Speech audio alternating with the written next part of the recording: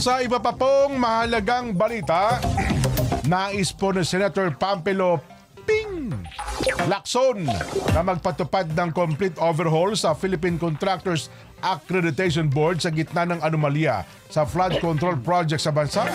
Ipinahayag niya ito matapos ang pagbitiw ni PCAB Executive Director Herbert Matienzo. Matienzo pala ito, Nason. Kala ko Matienza nga.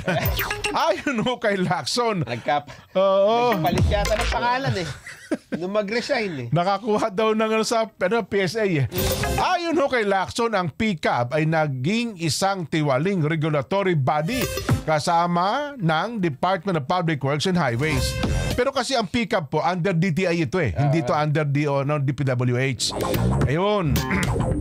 Ayun o, ang PCAB do po isang ahensya ng gobyerno na naka-attach sa DTI at isa sa mga implementing board ng Construction Industry Authority of the Philippines.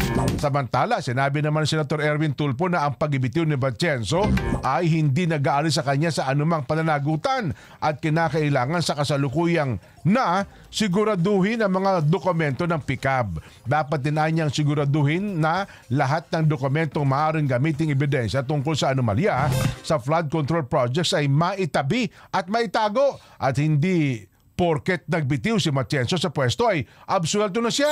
Idinagdag pa po ni Tulfo na kailangang rebisahin ang contractor's license law para maiwasan ang conflict of interest ng mga board members.